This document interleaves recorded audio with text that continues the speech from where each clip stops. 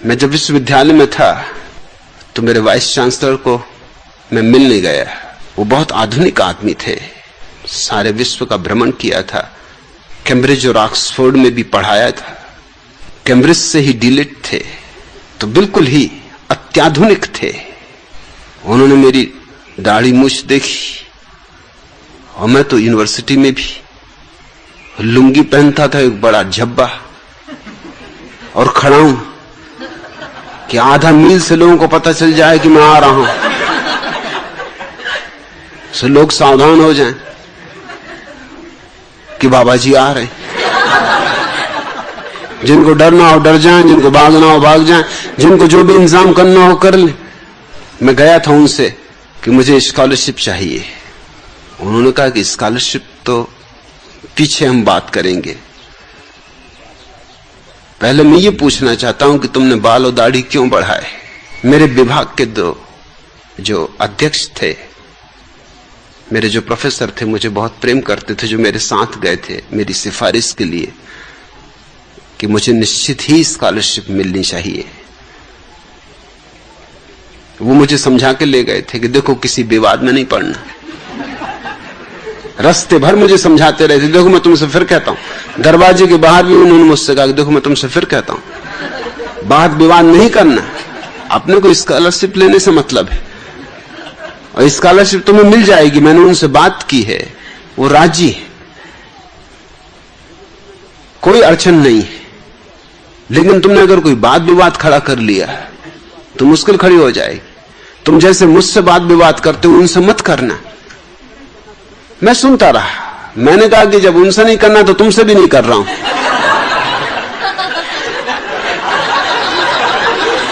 मैं बिल्कुल चुप हूं,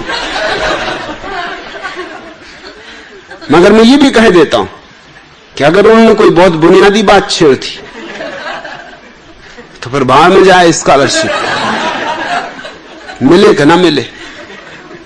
और उन्होंने यही बात छेड़ दी।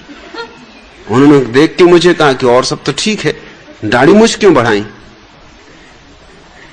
मेरे प्रोफेसर जो मेरे पास ही बैठे थे, पैर से मेरे पैर में पैर मारने लगे कि चुप।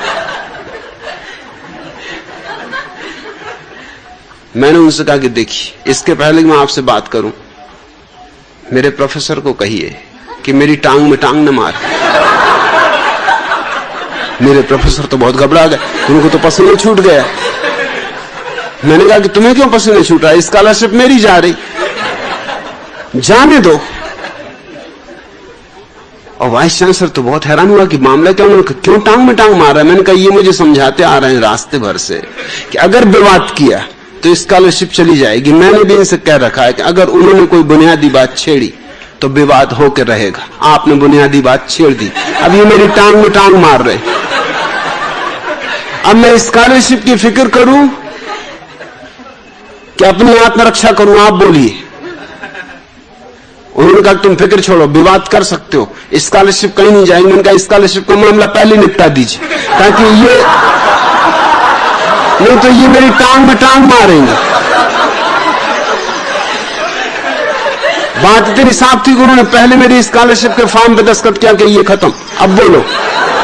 मैंने कहा मैं तुमसे ये पूछता हूं कि आपने बाल और दाढ़ी कटाए हैं या मैंने बढ़ाए।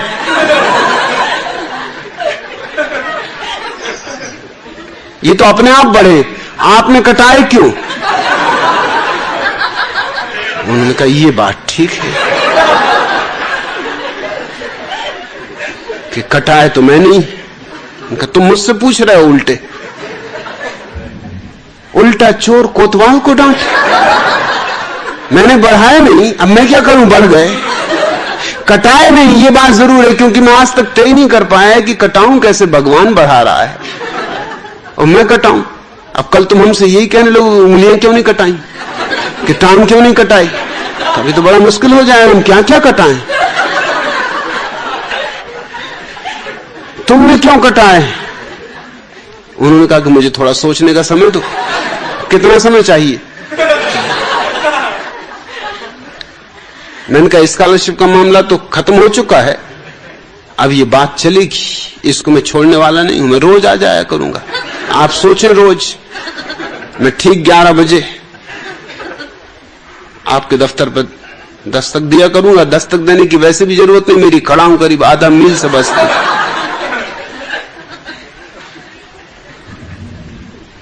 मैं रोज वहां जाने लगा। वो मुझे देखते ही से कहते कि भाई अभी नहीं सोच पाया। चौथे दिन मुझसे बोले कि तुम मुझे सोने दोगे कि नहीं। रात भर मैं करवटें बदलता हूं, सोचता हूं कि क्या जवाब देना है। कटाए तो मैं नहीं है, ये बात तो सच है, कसूर मेरा ही, जो कुछ भी भूल चूक है मेरी, पूछा भी मैं नहीं। मैंने उनसे पूछा कि थोड़ा सोचो तो, अगर कोई स्त्री दाढ़ी मूछ बढ़ा ले तो उसको तुम क्या कहोगे? कहे उसको हम पागल कहेंगे। तो मैंने कहा और कोई पुरुष दाढ़ी मूछ कटा ले उसको तुम क्या कहोगे? स्त्री बेचारी पागल, क्योंकि दाढ़ी मूछ बढ़ा ली। मैं उनसे पूछा कि अगर स्त्री दाढ़ी मूछ बढ़ा ले उससे कोई विवाह करेगा? उनका भाई मुश्किल है उससे कोई विवाह करे। आप विवाह करोगे?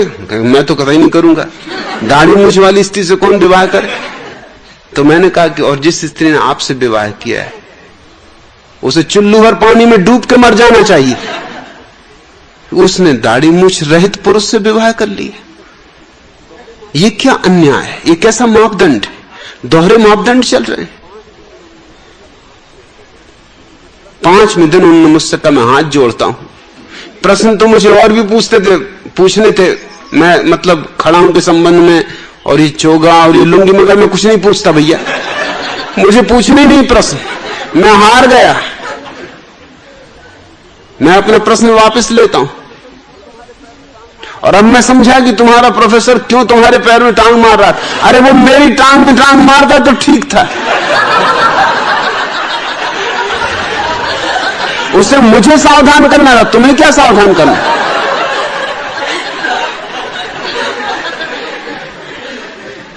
फिर 2 साल मेरे उनसे संबंध रहा, उन्होंने कभी कोई प्रश्न नहीं उठाया, इस तरह का कोई प्रश्न नहीं।